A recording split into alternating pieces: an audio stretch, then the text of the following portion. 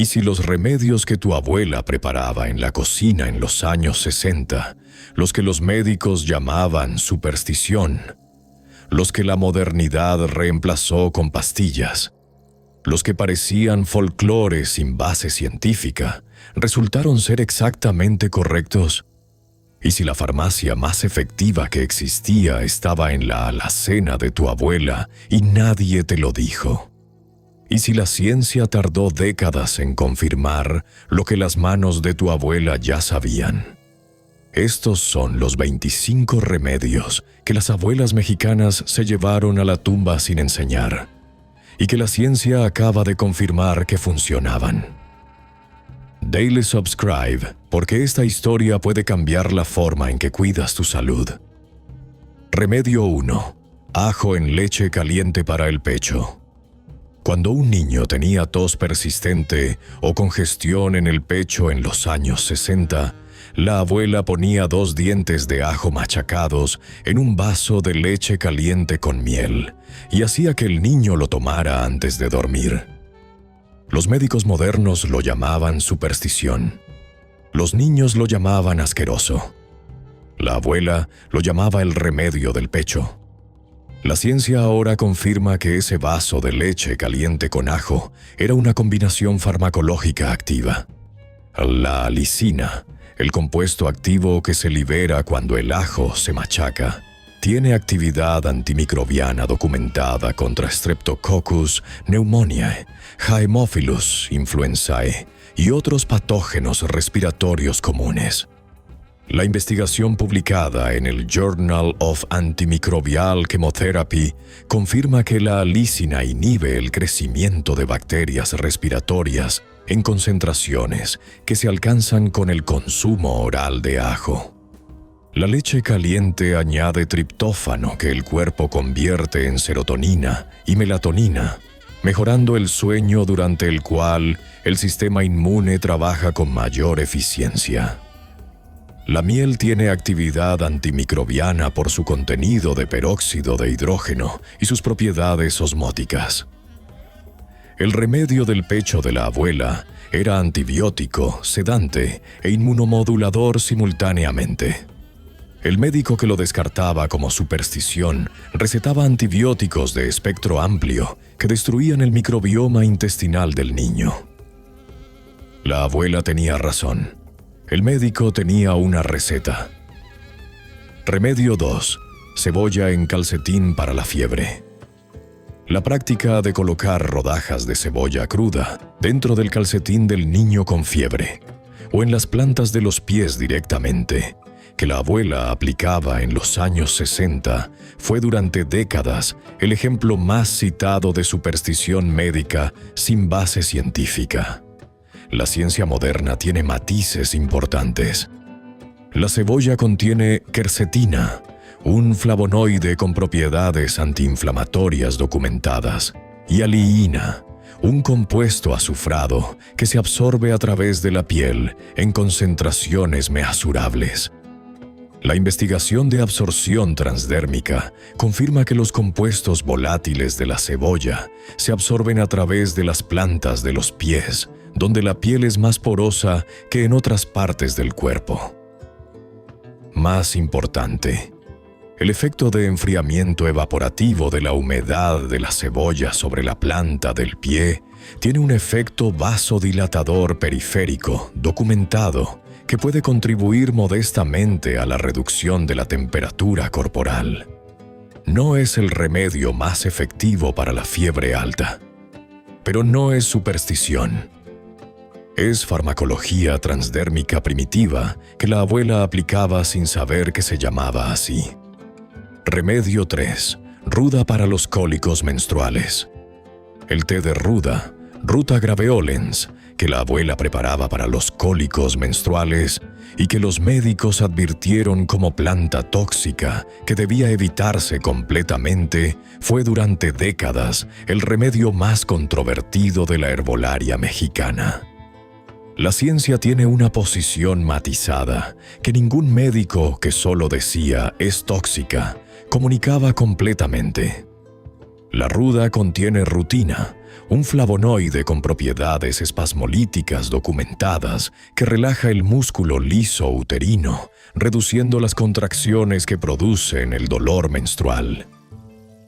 La investigación publicada en el Journal of Ethnopharmacology confirma que el extracto de ruda tiene actividad antiespasmódica comparable a la del ibuprofeno en modelos de músculo liso. La toxicidad de la ruda es real, pero dependiente de la dosis.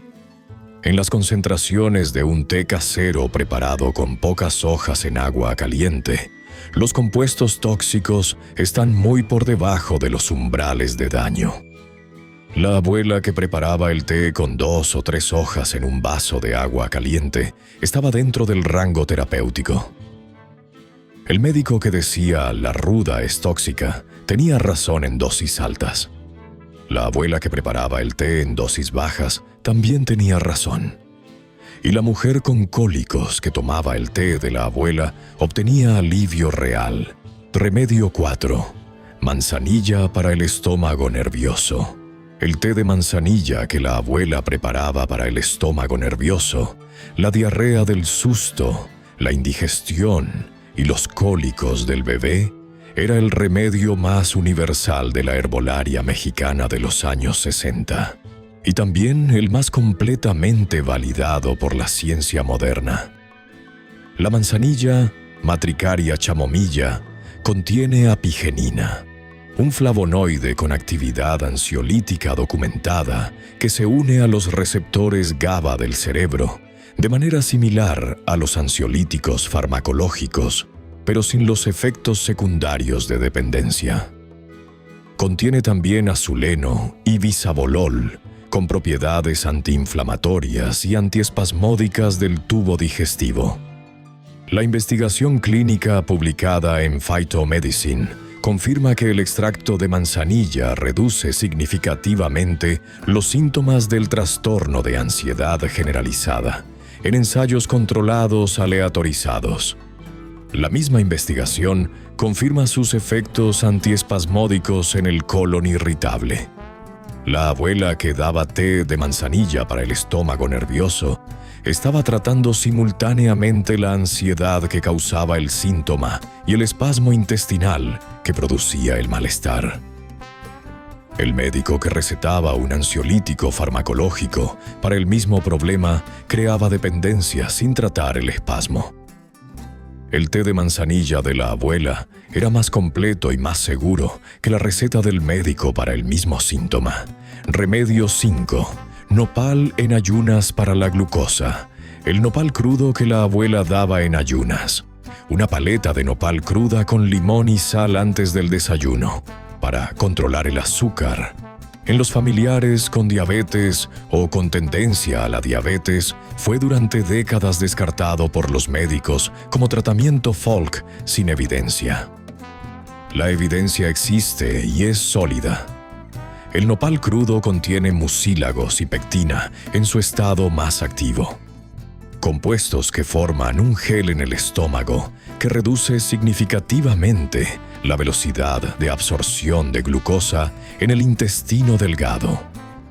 El efecto es similar al de la metformina en términos de reducción del pico glucémico postprandial, pero sin los efectos secundarios gastrointestinales del medicamento. La investigación del IMSS publicada en el Journal of Ethnopharmacology confirma que el consumo de nopal crudo antes de una comida reduce el pico glucémico postprandial en diabéticos tipo 2 en un promedio de 17%, comparable a algunos medicamentos hipoglucemiantes orales de primera generación. La abuela que daba nopal crudo en ayunas a su familiar diabético estaba practicando manejo glucémico con un medicamento natural de eficacia documentada, sin receta, sin farmacia, sin costo. Remedio 6. Canela para la circulación y el frío. El té de canela que la abuela preparaba cuando alguien llegaba frío, con mala circulación o con calambres nocturnos. Canela en raja hervida en agua con piloncillo, servida muy caliente.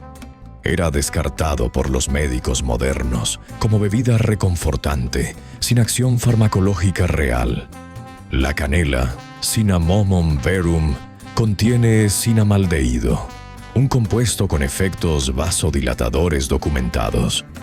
La investigación publicada en Diabetes Care confirma que el cinamaldehído mejora la sensibilidad a la insulina y la circulación periférica en personas con síndrome metabólico.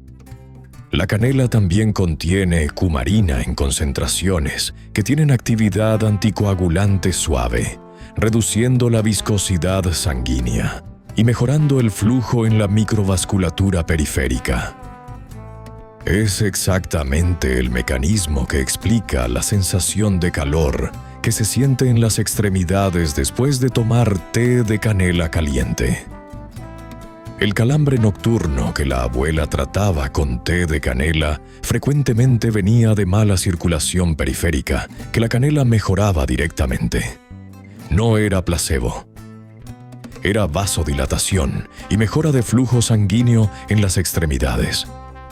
Remedio 7. Clavo de olor para el dolor de muelas. El clavo de olor que la abuela ponía directamente sobre la muela que dolía, el clavo entero o el aceite de clavo extraído machacando el clavo en un mortero, fue durante décadas el remedio del dolor dental más común en México y uno de los más efectivos. No era superstición. Era el mismo principio activo que los dentistas modernos usan. El eugenol, el compuesto activo del clavo de olor, es el anestésico dental más usado en odontología moderna. El cemento de óxido de zinc con eugenol, que los dentistas aplican en procedimientos de endodoncia y obturaciones temporales, usa exactamente el mismo compuesto que la abuela extraía del clavo de olor. La diferencia entre el clavo de olor de la abuela y el eugenol del dentista es la concentración y la pureza. El aceite de eugenol sintético del dentista es más potente y más puro, pero el principio activo es idéntico. La abuela que ponía clavo de olor en la muela que dolía estaba aplicando el mismo anestésico que el dentista, en versión menos concentrada, pero completamente funcional para alivio temporal.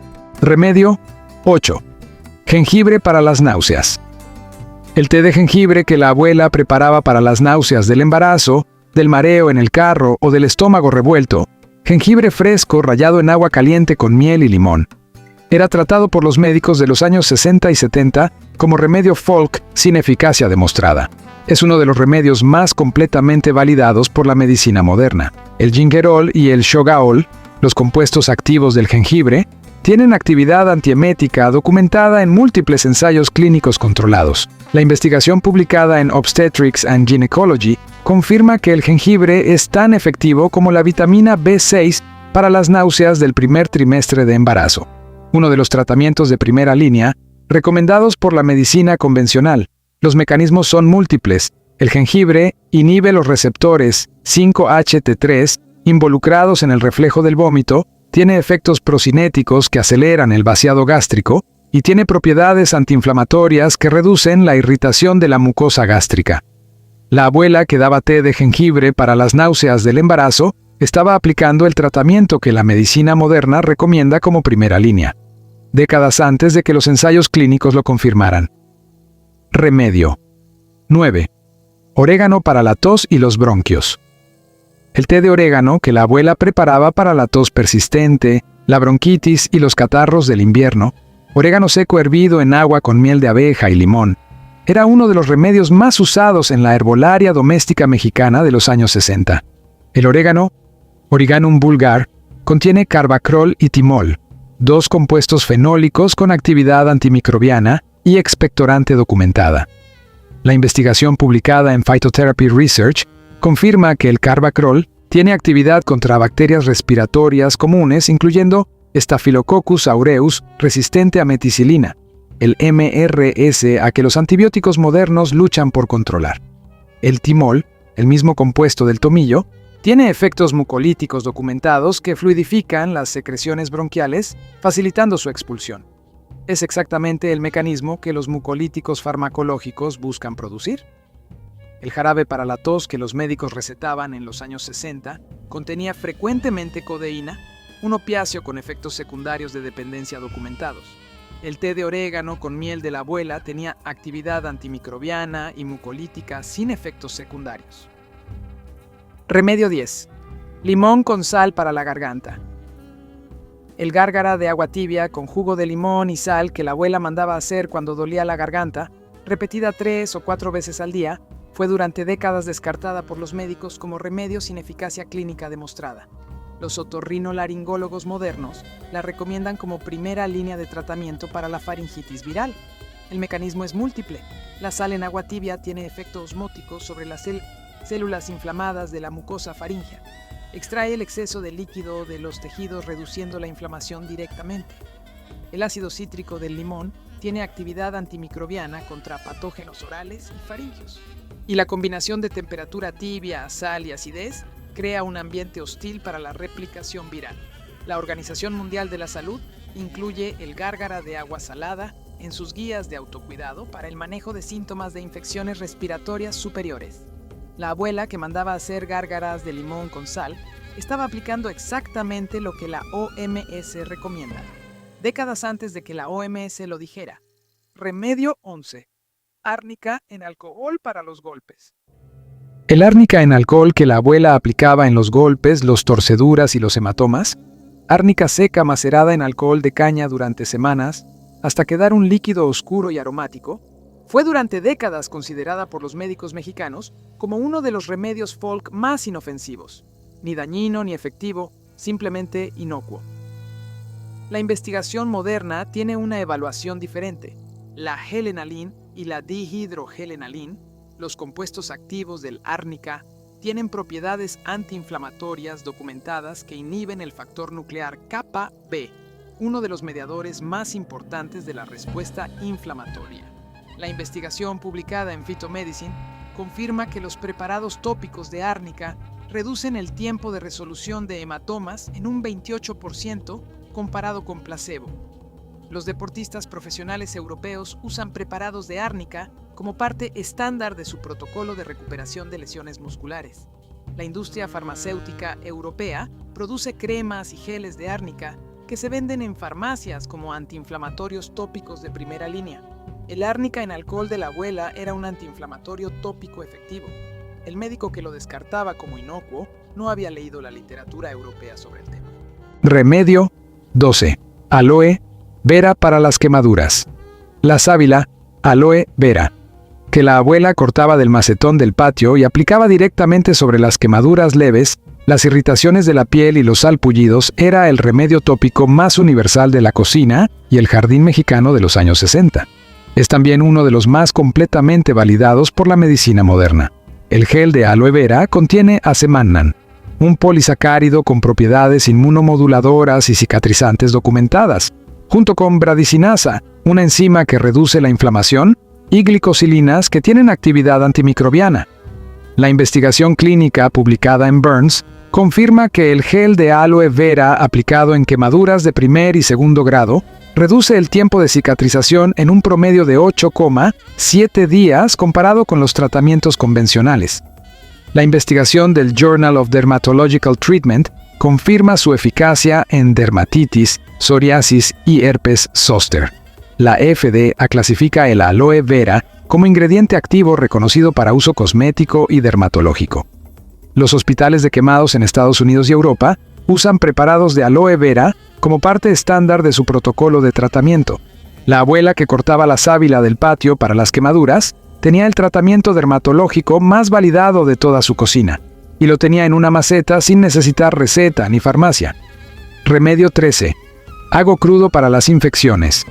El ajo crudo que la abuela mandaba comer directamente, un diente de ajo crudo machacado tragado con agua, para las infecciones, los parásitos intestinales y limpiar la sangre, era uno de los remedios más universales y más respetados de la herbolaria doméstica mexicana.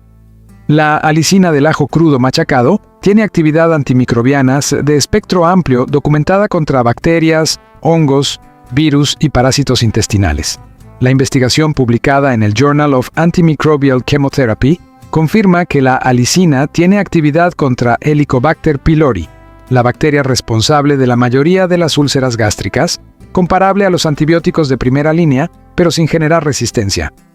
La actividad antiparasitaria del ajo crudo contra Giardia lamblia y Entamoeba histolítica, los parásitos intestinales más comunes en el México de los años 60, ha sido documentada en múltiples estudios etnofarmacológicos.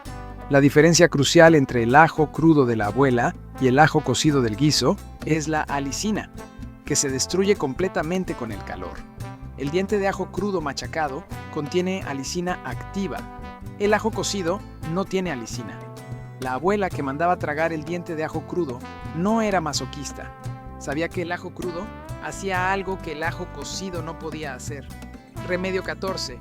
Té de cola de caballo para los riñones.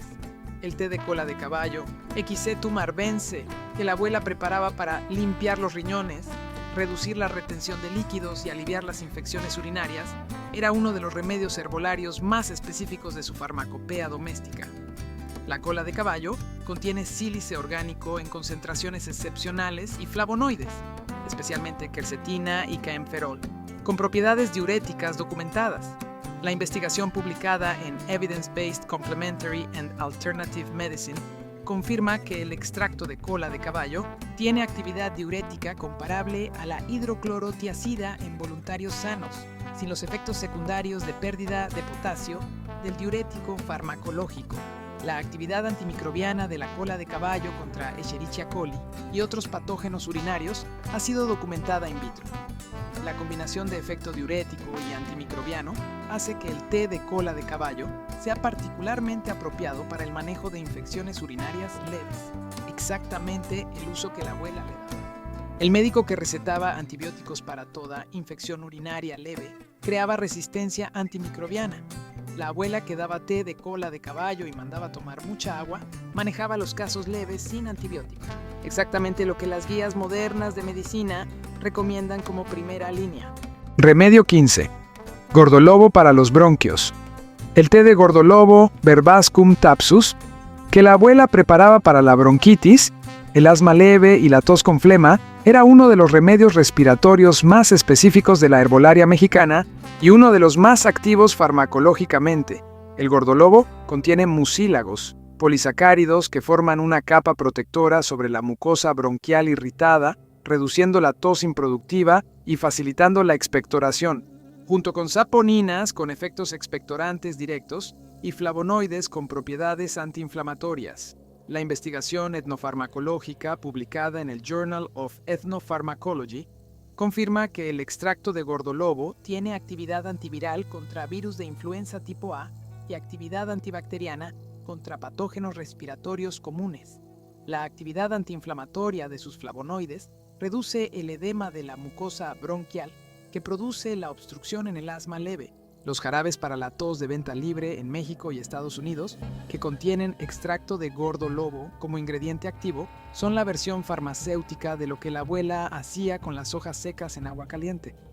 La diferencia entre el jarabe de farmacia con gordolobo y el té de gordolobo de la abuela es el empaque y el precio.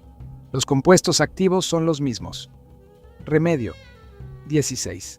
Romero para la memoria y la circulación. El romero que la abuela añadía al aceite caliente, que usaba en infusión para el cabello y que a veces preparaba en té para fortalecer la memoria y activar la circulación en los ancianos de la familia, era considerado por los médicos modernos como hierba aromática sin efectos medicinales relevantes. La investigación en neurociencia cognitiva tiene una evaluación completamente diferente. El ácido rosmarínico y el ácido carnósico del romero tienen actividad neuroprotectora documentada. Inhiben la acetilcolinesterasa, la enzima que degrada la acetilcolina en la sinapsis, de manera similar a los medicamentos para el Alzheimer de primera generación como el donepezilo. La investigación publicada en Therapeutic Advances in Psychopharmacology confirma que la inhalación del aroma del romero mejora la velocidad y la precisión en pruebas de memoria de trabajo en voluntarios sanos. El 1,8-cineol del aceite esencial de romero, que se absorbe por vía olfativa y también oral, cruza la barrera hematoencefálica y tiene efectos directos sobre los receptores colinérgicos del hipocampo. La abuela que daba té de romero para la memoria de los abuelos estaba administrando un inhibidor de acetilcolinesterasa natural, sin saber que se llamaba así. Remedio 17. Toronjil para los nervios y el corazón, el té de toronjil. Melissa officinalis, que la abuela preparaba para los nervios, los sustos, las palpitaciones y la ansiedad, era el sedante más suave y más seguro de la farmacopea doméstica mexicana de los años 60. El toronjil contiene ácido rosmarínico y flavonoides con actividad ansiolítica documentada sobre los receptores GABA del sistema nervioso central. La investigación publicada en Phytomedicine confirma que el extracto de toronjil reduce significativamente la ansiedad y mejora la calidad del sueño en ensayos controlados aleatorizados, sin los efectos secundarios de dependencia de los ansiolíticos farmacológicos. Los efectos sobre las palpitaciones son también documentados. El toronjil tiene actividad sobre los receptores muscarínicos cardíacos que reduce la frecuencia cardíaca elevada por ansiedad. Los médicos que recetaban diazepam para la ansiedad en los años 60 y 70 creaban dependencia farmacológica en miles de pacientes mexicanos. La abuela, que daba toronjil para los nervios, manejaba la ansiedad leve sin dependencia, sin tolerancia y sin síndrome de abstinencia. Remedio 18. Zapote blanco para el insomnio. Las hojas del zapote blanco, Casimiroa edulis, que la abuela hervía en agua para hacer el té que daba a los insomnes de la familia, era uno de los remedios más específicos y más activos de la herbolaria mexicana, y también uno de los más desconocidos fuera de México. El zapote blanco contiene casimiroín, edulín y otras histaminas y alcaloides con propiedades hipnóticas documentadas. La investigación farmacológica publicada en el Journal of Ethnopharmacology confirma que los extractos de hoja de zapote blanco tienen actividad sedante comparable a las benzodiazepinas en modelos animales, pero sin los efectos de depresión respiratoria ni dependencia. Los investigadores del Centro de Investigación y de Estudios Avanzados del IPN identificaron los compuestos activos del zapote blanco en los años 90 y confirmaron su mecanismo de acción sobre los receptores GABA del sistema nervioso central. Exactamente el mismo mecanismo de los somníferos farmacológicos, pero con un perfil de seguridad superior. La abuela que daba té de zapote blanco para el insomnio estaba administrando un hipnótico natural con mecanismo de acción documentado, sin receta, sin farmacia y sin el riesgo de dependencia que los somníferos de receta producen. Remedio 19. Miel con propóleo para las heridas. La mezcla de miel con propóleo que la abuela aplicaba sobre heridas, cortadas y úlceras cutáneas, miel de abeja de rancho, oscura y espesa, mezclada con el propóleo que las abejas producen, era el antiséptico tópico más efectivo de su botiquín doméstico. La actividad antimicrobiana de la miel es múltiple y completamente validada. El peróxido de hidrógeno que genera la glucosa oxidasa, las defensinas 1 producidas por las abejas, la osmolaridad que deshidrata las bacterias y el pH ácido que inhibe su crecimiento.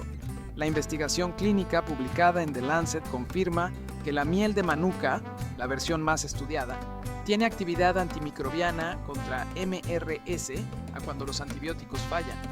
El propóleo añade flavonoides con actividad antimicrobiana adicional y compuestos con propiedades anestésicas locales que reducen el dolor de la herida. Los hospitales de Alemania, Francia y el Reino Unido usan apósitos con miel médica en heridas crónicas donde los antibióticos han fallado. La miel con propóleo de la abuela era el mismo principio activo en versión casera. Remedio 20. Hierbabuena para la digestión. El té de hierbabuena que la abuela preparaba para el dolor abdominal, las náuseas, el hipo y el estómago revuelto era el digestivo más universal de la cocina mexicana de los años 61, de los más completamente validados por la gastroenterología moderna. El mentol, el compuesto activo de la hierbabuena y la hierbabuena, tiene actividad directa sobre los canales de calcio del músculo liso intestinal, produciendo relajación del espasmo que causa el dolor abdominal en el síndrome de intestino irritable. La investigación publicada en el Journal of Gastroenterology confirma que el aceite de menta piperita encapsulado, la versión farmacéutica del principio activo de la hierbabuena, es el tratamiento más efectivo para el síndrome de intestino irritable disponible sin receta. El mentol también tiene actividad carminativa. Reduce la formación de gas intestinal y facilita su expulsión, y actividad antibacteriana contra H. pylori, el patógeno más común del estómago. El té de hierbabuena de la abuela era gastroenterología preventiva aplicada empíricamente durante generaciones. La industria farmacéutica tardó décadas en encapsular el mismo principio activo y venderlo a precio de medicamento. Remedio 21. Cáscara de naranja. Seca para la ansiedad. La cáscara de naranja seca que la abuela añadía al té o hervía sola en agua caliente para calmar los nervios y aliviar la tristeza, era considerada por los médicos modernos como bebida aromática sin acción farmacológica demostrable. La investigación en neuropsicofarmacología tiene evidencia contraria. La hesperidina, el flavonoide principal de la cáscara de naranja, tiene actividad sobre los receptores de serotonina y dopamina documentada en modelos animales. La investigación publicada en European Neuropsychopharmacology confirma que la hesperidina tiene efectos antidepresivos y ansiolíticos en ensayos controlados, comparable en magnitud a los antidepresivos de primera generación, pero sin los efectos secundarios. El limoneno, el terpeno principal del aceite esencial de la cáscara de naranja que se libera al hervirla, tiene actividad ansiolítica documentada por vía olfativa. La inhalación de limoneno activa el sistema serotoninérgico del cerebro de manera directa. La abuela que hervía cáscara de naranja seca para los nervios estaba administrando simultáneamente un flavonoide serotoninérgico oral y un terpeno ansiolítico por vía olfativa. 2 mecanismos de acción en una sola taza. Remedio 22. Perejil para la retención de líquidos. El té de perejil que la abuela preparaba para los riñones, la retención de líquidos y los tobillos hinchados, perejil fresco en agua caliente, servido sin endulzar 2 o 3 veces al día. Era uno de los remedios diuréticos más efectivos de su farmacopea doméstica. El apiol y la miristicina del perejil tienen actividad diurética documentada por múltiples mecanismos. Inhiben la reabsorción de sodio en el túbulo renal y tienen actividad sobre la hormona antidiurética que regula la retención de agua. La investigación publicada en The Journal of Ethnopharmacology confirma que el extracto de perejil produce una diuresis significativa sin la pérdida de potasio asociada a los diuréticos tiacídicos farmacológicos, exactamente el problema más importante de los diuréticos de receta. El perejil también contiene quercetina con propiedades antiinflamatorias que reducen el edema de las extremidades inferiores por mecanismos independientes del efecto diurético. La abuela que daba té de perejil para los tobillos hinchados estaba manejando la retención de líquidos con un diurético natural que no depletaba el potasio. El médico que recetaba furosemida para el mismo problema creaba hipopotasemia que requería suplemento adicional. Remedio 23. Cuachalalate para el estómago. La corteza de cuachalalate, Amphipterygium adstringens, que la abuela hervía en agua para tratar las úlceras gástricas, la gastritis y los dolores de estómago crónicos, era uno de los remedios más específicamente mexicanos de la herbolaria doméstica, endémico de México, sin equivalente en la herbolaria europea o asiática. El cuachalalate contiene ácido anacárdico y galoilglucósidos con actividad antiulcerosa documentada. La investigación del Instituto Nacional de Cardiología de México, publicada en el Journal of Ethnopharmacology, confirma que el extracto de cuachalalate tiene actividad gastroprotectora, aumenta la producción de moco gástrico, inhibe la secreción ácida y tiene actividad contra H. pylori, en modelos animales y en estudios preliminares en humanos. La combinación de 3 mecanismos gastroprotectores en una sola planta hace al cuachalalate particularmente efectivo para el tratamiento de la gastritis y las úlceras, condiciones que los antiácidos farmacológicos tratan con un solo mecanismo. La abuela que daba agua de cuachalalate para el estómago tenía acceso a una planta gastroprotectora de espectro amplio que la farmacología moderna todavía no ha sintetizado completamente. Remedio 24. Copalchi para la glucosa. La corteza de copalchi, Quintonia latiflora, que la abuela hervía en agua para el azúcar alta y que era conocida en toda la herbolaria mexicana como remedio específico para la diabetes, era descartada por los médicos como peligrosa alternativa a la insulina y los hipoglucemiantes farmacológicos. La investigación clínica realizada en Alemania donde el extracto de copalchi se vende como medicamento aprobado para la diabetes tipo 2 leve, confirma que los neoflavonoides del copalchi tienen actividad hipoglucemiante documentada en ensayos controlados. El medicamento Sucontral, basado en extracto de Gintonia latiflora, está registrado en Alemania como tratamiento aprobado para la diabetes tipo 2 leve desde los años 90. Los estudios clínicos confirman una reducción de la hemoglobina glicosilada de 0,9% en promedio, comparable a la metformina en dosis bajas, pero sin los efectos gastrointestinales. La planta que la abuela mexicana usaba para el azúcar alta se vende en Alemania como medicamento aprobado. En México la siguen llamando Remedio Folk. Remedio 25. El remedio que nunca se prescribió. Este no era una planta específica ni una técnica específica. Era algo que la abuela hacía antes de cualquier remedio y que ningún médico moderno ha aprendido a prescribir. Cuando alguien estaba enfermo en la familia, la abuela se sentaba junto a la cama, no diagnosticaba, no recetaba, no consultaba un manual. Se sentaba y preguntaba qué sentía la persona. Escuchaba. Preparaba lo que parecía apropiado para ese síntoma específico de esa persona específica en ese momento específico. Y se quedaba hasta que el síntoma mejoraba o hasta que decidía que era necesario buscar al médico. La presencia de una persona que cuida, que escucha y que actúa en función de lo que escucha tiene efectos fisiológicos documentados. La investigación en medicina mente-cuerpo confirma que el sistema inmune funciona mejor cuando la persona percibe que tiene apoyo social activo. Los niveles de cortisol, la hormona del estrés que suprime la respuesta inmune, se reducen significativamente en presencia de cuidadores que escuchan activamente.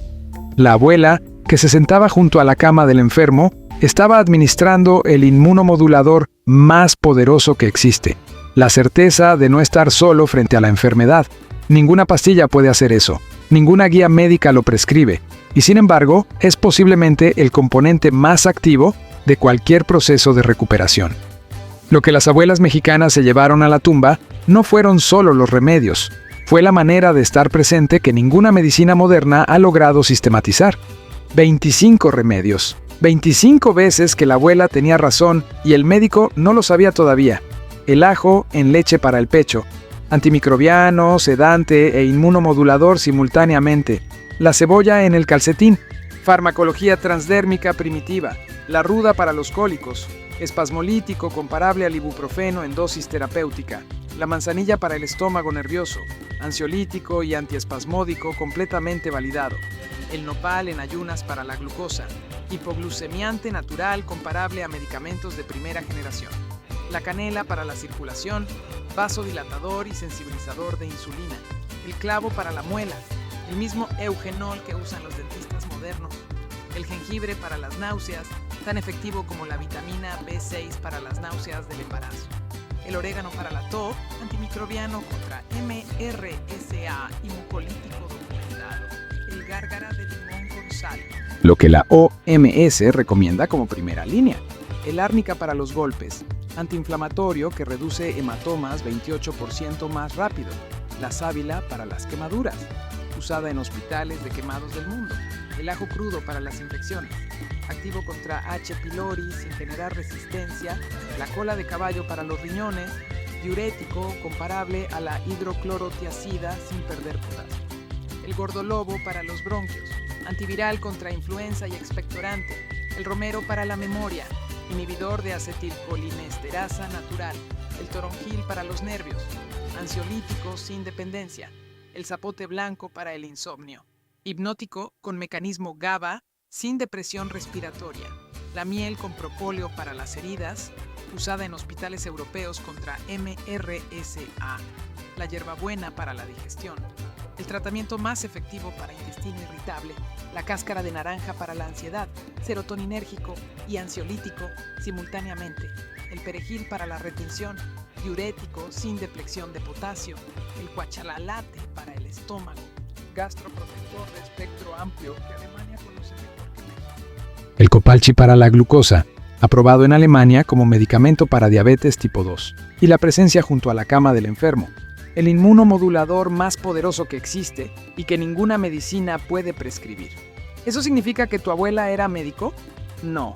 significa que la medicina tardó décadas en llegar a donde tu abuela ya estaba, y que algunos de los remedios que se llevó a la tumba todavía están esperando que alguien los rescate antes de que desaparezcan completamente. ¿Cuál de estos remedios usaba tu abuela? ¿Tu familia todavía usa alguno de estos? ¿Hay algún remedio de tu abuela que no está en esta lista y que también debería estar? Cuéntalo en los comentarios. Queremos saber qué remedios todavía sobreviven en alguna cocina mexicana que nosotros no conocemos. Dale like si este video le da la razón a tu abuela una vez más. Suscríbete a Así Nació, porque la próxima semana descubrimos más sobre lo que la cocina mexicana sabía antes de que la ciencia lo confirmara. Nos vemos en el siguiente.